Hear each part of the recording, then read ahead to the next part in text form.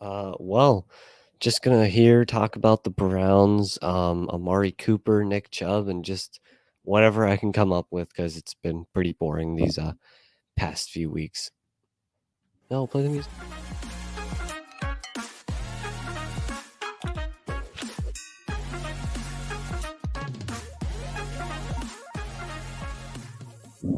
Welcome back to Browns Breakdowns.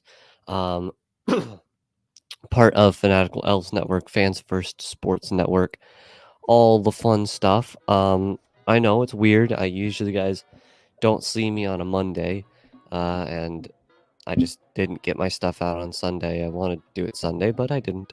So we're here on a Monday. A pretty weird, weird timing, but you get the episode, so there's really nothing here to complain about. I first just want to talk about just the Browns in general, and a concern I have had that has popped up in the past few days of the Browns, and that is our lack of good defensive line depth. And our depth isn't bad, right? Don't get me wrong. Our depth is not bad. We are not a completely, once a starter goes down, our defensive line is completely a failure.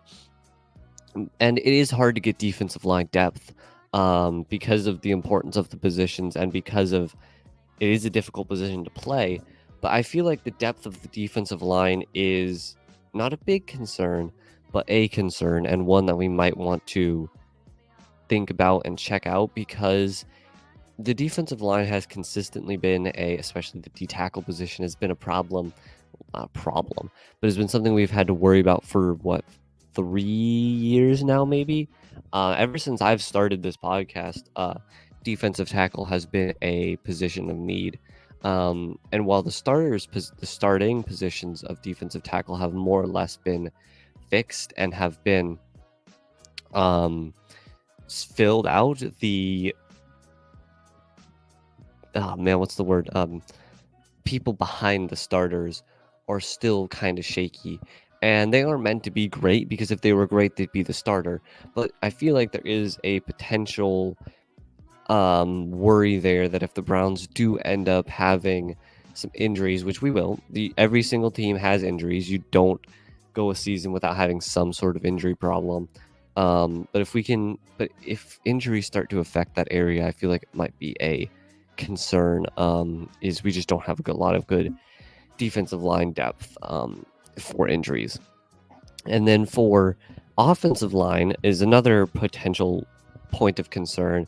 Offensive line is good. We have a great offensive line. We have a lot of good players, DeJuan Jones, all these people on the offensive line who are very good. And I think we don't have to worry about offensive line itself, but the depth of the offensive line is not a concern, but something we might want to inspect and check out, because we're having some just tackle position problems. They aren't really problems, but we're dealing with some swing stuff where we have 3 good offensive tackles, and obviously there's only 2 tackle positions, so we don't have a whole lot of these. But that's not really a problem. That's a good thing if you have 3 good offensive linemen. But there are positions like center maybe and other offensive line positions where we might want to be checking it out and just seeing if there's any way we can improve. Maybe pick up a free agent who's still around. Maybe pick up someone just like a 6th or 7th round pick, just something quick to maybe just shore up that just a little bit. And these are great problems to have. These are like the most how do I say this, bottom of the barrel problems I can come up with, other than injury concerns and obviously Nick Chubb. This is the extent of problems I can come up with, which is incredible. The fact that the biggest problem is what many teams would consider good is just great. That our biggest problem is really not even a problem. It's just a niche, probably won't affect anything over the course of the season problem that I'm just trying to come up with to fill content for. Other than the defensive line, which I do actually think is something important to look at. there's not a whole lot of problems with this team right now other than injury concern. And realistically, every single team has that. Every single team is not affected by it in the same way. Now, Amari Cooper, I don't think he is signed yet. I should probably just look that up, just check. Let me just see. I'm 95% sure he hasn't, but Amari Cooper, there we go. Let's see. No, it doesn't look like he's signed. But I do believe that Amari Cooper is probably going to be around before training camp, or not around, but as part of the team before training camp. Excuse me.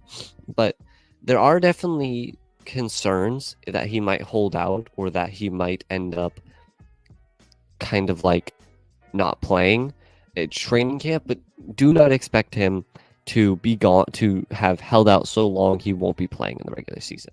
That is not going to happen. Amari Cooper is going to play this season. It just matters training camp wise when he's going to play, because training camp is important. Not very important, but it is important, as it takes all of these people, all these players who have not been, I'm not saying they were out of NFL condition, but they were obviously in vacation condition, and puts them into full scale, mostly full speed, full pads, full intensity training to get them mentally and physically back into shape for the NFL season. So it is still very important for the players to get as full as possible training camp training. That was terrible sentence, but it is very important to get a full training camp training. I keep trying to make myself sound cool, but I'm failing.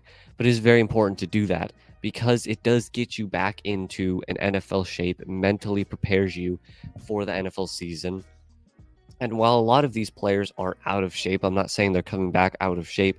I'm saying they're coming back out of NFL shape, which is, NFL shape is way more in shape. Like, you could be in shape and you're still not NFL in shape. You could be 6'4", 210 pounds, pure muscle, all these things, and you still aren't in shape for the NFL because of just how intense and how hard the game is. So it gets these in shape players into a specific shape of being in shape for the NFL season. So it is still a very important piece to the offseason. It has definitely lost importance, and a lot of players don't give it their all, because they do give it their all, but they don't give, it's just not a thing. But training camp is important, which is why, especially for wide receivers. Now, Amari Cooper and Deshaun Watson have had a lot of time to kind of build chemistry and understand each other, but especially with Watson's shoulder injuries and his just kind of iffy performances, which he's still gotten us wins, he just hasn't been healthy long enough for us to capitalize on it. It is always important for a wide receiver and a quarterback, especially your wide receiver one and your quarterback one, to get as many reps together as possible, because he will be the main target of your quarterback over the course of a season, which is why it's important Amari Cooper gets in for training camp. But he's going to play the regular season. Don't expect him to not. The preseason really doesn't matter that whole much. It's the preseason. But training camp is very, very interesting to see if he participates, which is getting really close, by the way. We're only like 2 or 3 weeks away from training camp beginning. And if he does participate, how much of it will he participate in? If he does end up not getting the full extent of the training camp because he maybe holds out for 2 weeks or whatever. But again, this is a great problem to have, having your wide receiver. He's not even holding out in terms of like he's not going to play through the regular season. He's holding out where he just wants more money, which is understandable, right? Like, it's very understandable that he wants more money because he's 30 years old. This is most likely, I've said it a lot on the Fanatical Elves show, which you guys should obviously be watching. It's a great show. I'm usually on there. But I've been saying on the Fanatical Elves that this is most likely his last big payday. He's performing well, the wide receiver market has completely exploded. I mean, wide receiver just getting a bajillion dollars, and he's 30 years old. So everything right there is looking like this will be his last big payday.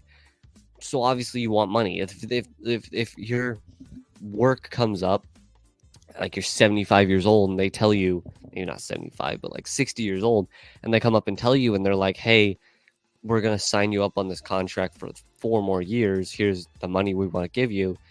If this is your last chance to get any sort of real money, you're going to want that number to go up. And so it's an understandable side. He wants his money. This is probably his last big payday. 30 to 31 is around where wide receivers start to regress and start to come down back to average and below average eventually. So he knows that this is going to be his last opportunity for a lot of money. And with the wide receiver market so expensive now too, it even makes his money even more. So this is just his last bid for a good payday. And I understand that. We all should. From a Browns perspective, it makes sense. You want to keep cap space for the rest of the team, but it just is a conflicting ideals, and that's just kind of what happens.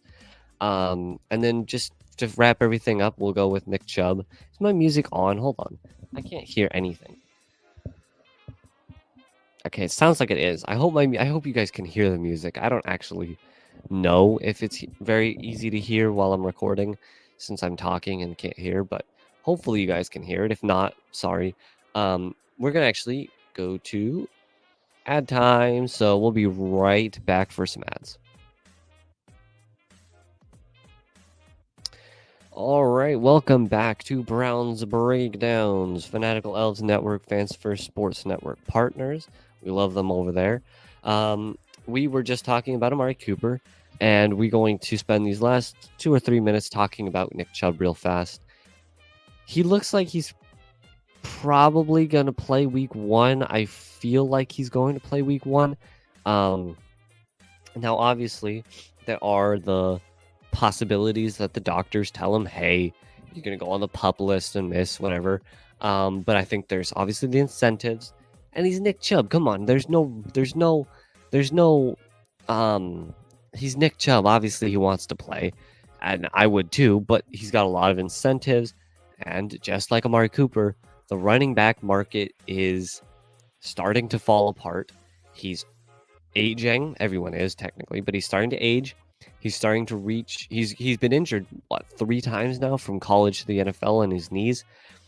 He wants that money, but I don't think Nick Chubb is going to tell the doctors outright, no, I'm not going on the PUP list. I'm playing week 1. I think if the doctors walk up and they tell him, hey Chubb, the reports came back, blah blah blah blah blah, we are going to have to put you on the PUP list. We just don't want to extend yourself. We're going to keep you off for the PUP for the first 4 weeks or whatever, and you're just going to stop. You're not going to play.